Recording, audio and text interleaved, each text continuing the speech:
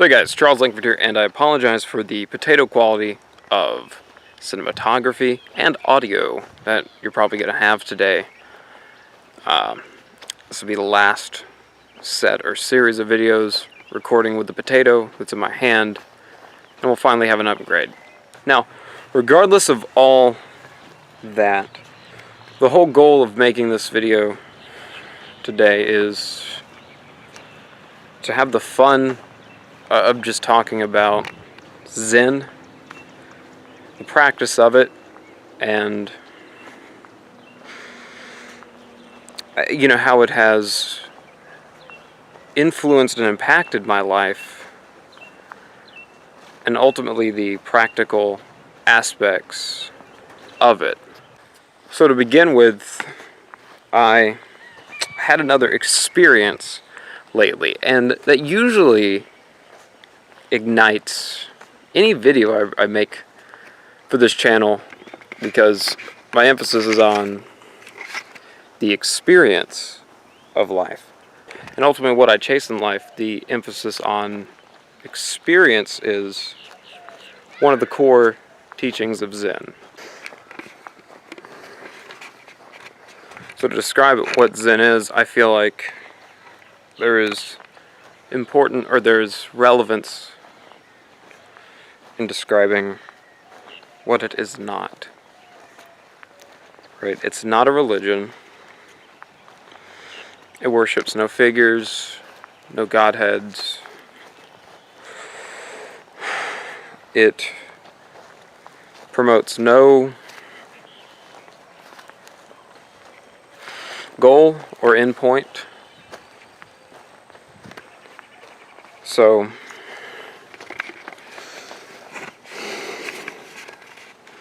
and nor does it require that you be indoctrinated, inculcated,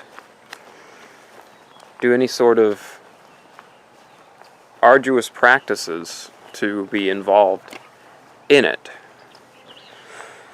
It is as cheesy as it sounds, and I admit to when things start to sound woo-woo, it is a way of life, and it's a way of being, right? So with all that being said, it's one of the most practical philosophies in which I've found. And for me to summarize it in as few words as possible, and to those of you who might be professionals on the topic, feel free to correct me on what I'm about to express, but it is a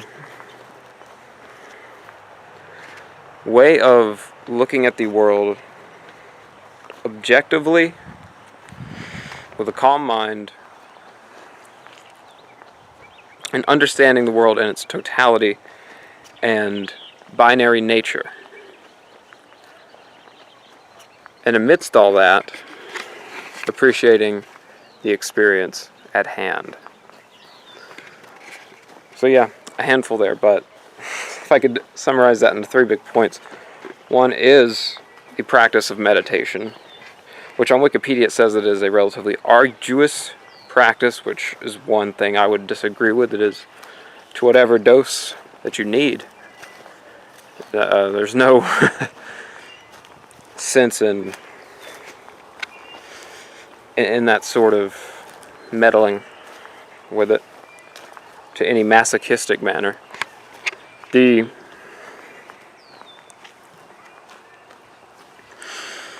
practice of meditation is one to calm the ever uneasy mind, and if you notice that I make a lot of my videos while walking, that is one of the most soothing and massaging things for me to do while expressing myself. My mind, to whatever small capacity that it has, seems to function at the most of that capacity when in motion. Now, this practice is designed to see under the crashing waves, so to speak. The incessant disquieting tones and resonances, disturbances of the mind, in an attempt, not so much an attempt to satiate them, or in order to alleviate and apply a salve to them, but just to acknowledge them. And in that acknowledgement, understand the root causes of that turmoil, and from there, silence that ever chanting voice.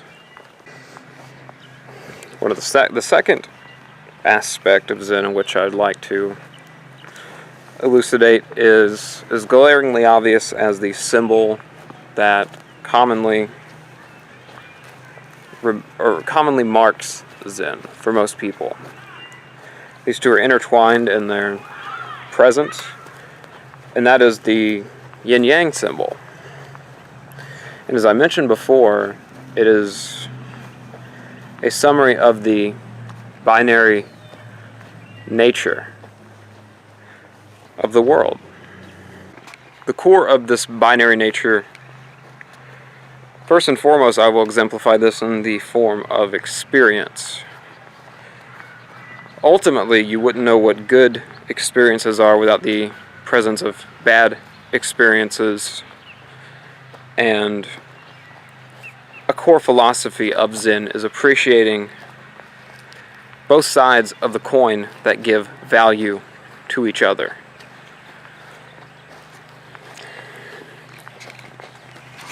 This was probably the very first concept of Zen that I acknowledged without knowing that it was a core philosophy of the Tao, and then subsequently Zen nature.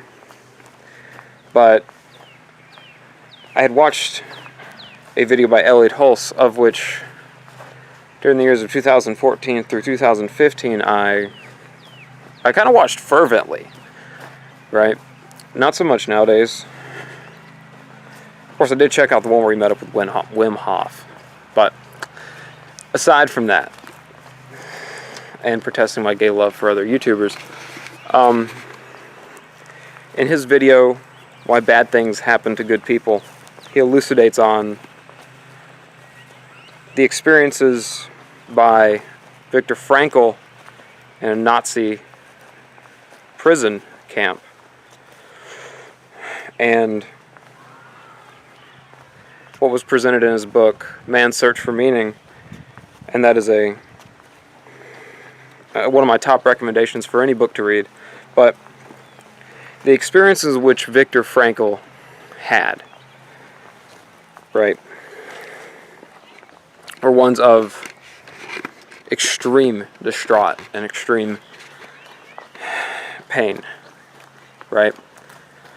But through all that, Elliot Hulse references this book to answer a question that someone asked him of why bad things happen to good people. And the ultimate fallacy in that question is that the asker placed the judgment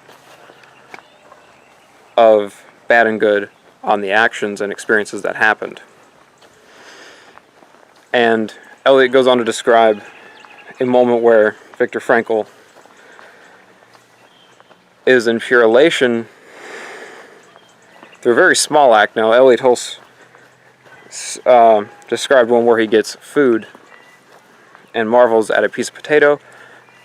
I personally don't remember that in the book, but I do remember Viktor Frankl describing how elated he was in finding out that a camp that he was going to wasn't a death camp. It was an instant termination of his life, and that was joyous to him, right? So the ultimate goal of that presentation that Hulse gives is to understand that good and evil are two sides of the same coin. They're relative to the experience and to the individual, and they're both needed to appreciate what you have so as to illustrate how it escapes the ultimate void of what isn't. And this binary nature of Zen can extend into the outlook on life itself, which this ultimately, as described by Alan Watts, is what gives rise to reincarnation. Now, that's not something I personally fall in line with philosophically. If it happens, it happens. I don't know what happens at the end of life. But it's awfully pleasurable to flirt with that idea, because we wouldn't know what life is without death. So, what happens after you die? And the undulating nature of the world may be what invites an experience back. But, digressing from that, everything that you experience is the alterations between positive and negative poles through the matter in which exists around you being ultimately created through the positivity and negativity of the atoms that dance on that molecular level, or that infinitesimal level, which we can't see. The excitation of your neurons are ultimately present in the form of on or off. And it's an absolute beautiful tool to use also to understand and alleviate depression, as you soon realize that the seemingly eternal darkness in which you might be in is as temporal as the night. And there's usually, I can't always say always, there's usually a brighter side to the darkest night. God, that sounds like a cheesy Batman reference. Anyway. So that would be, in my personal summary, the second tenet or worldview of Zen. So looking through the world with the clear minds that maybe you have now and the underlying nature of the polarity that exists and ultimately creates this world, let's look at the third bullet point, so to speak, of Zen. That being the emphasis on experience.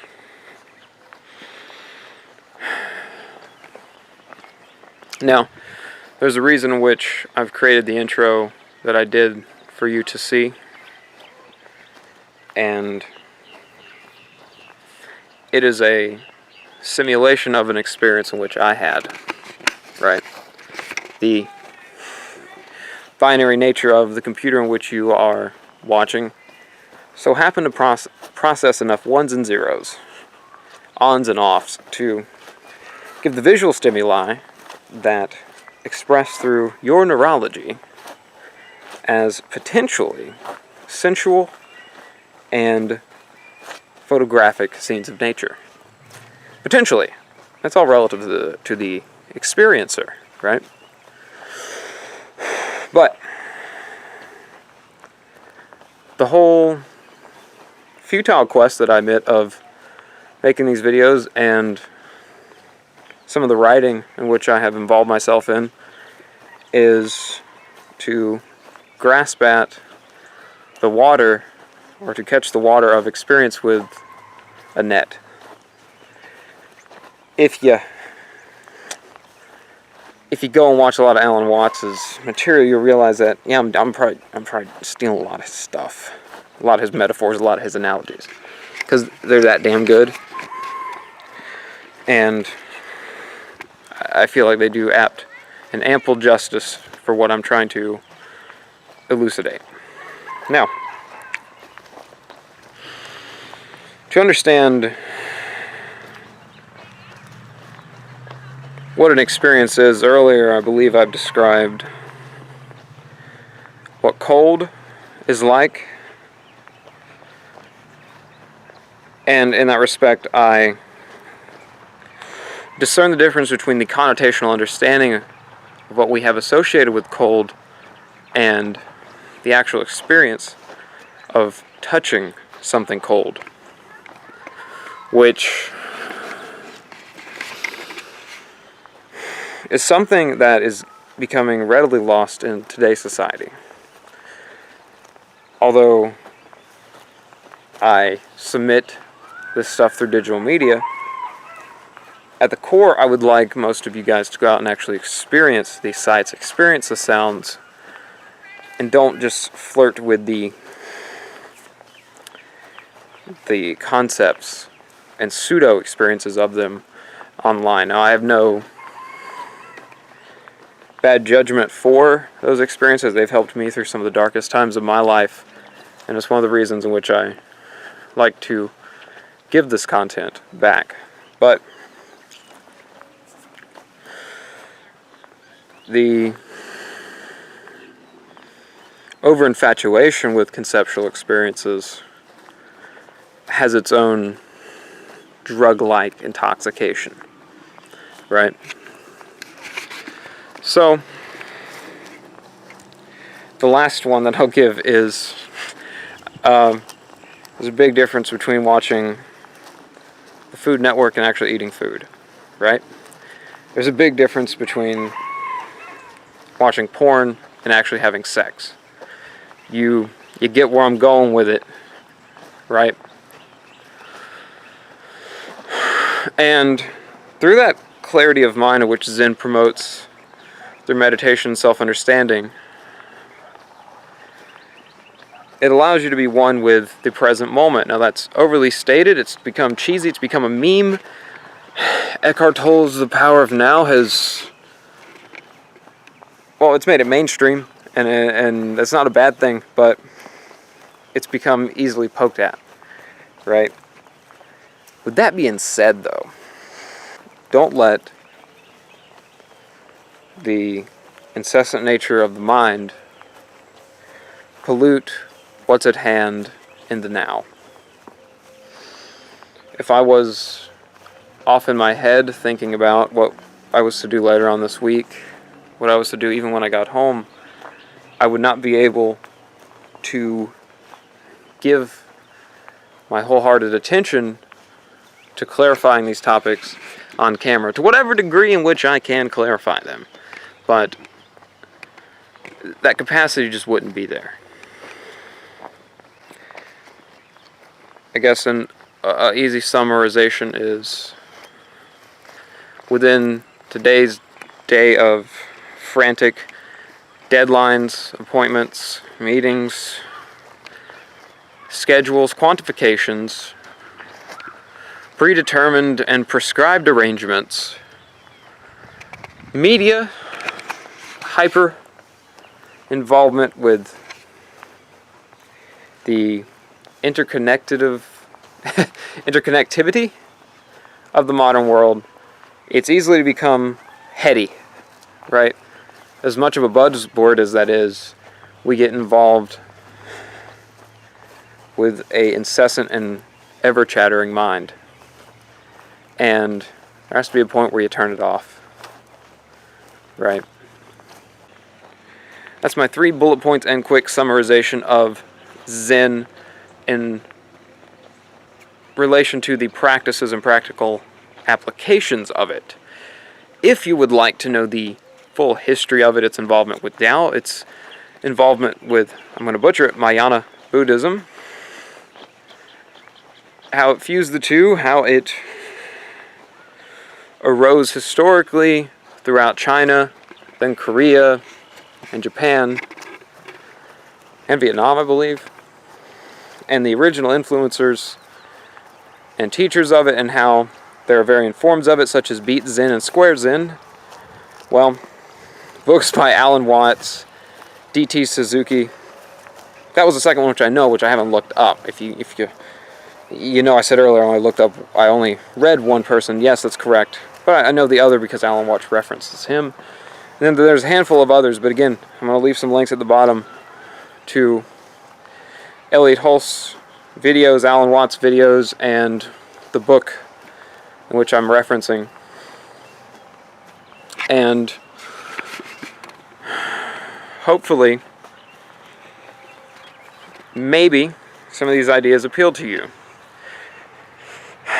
And, you know, the ultimate goal is don't have connotational meanings by the label of Zen.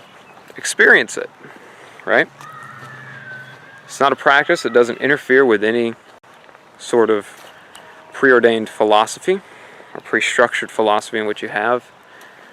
It's a way of being, and hopefully,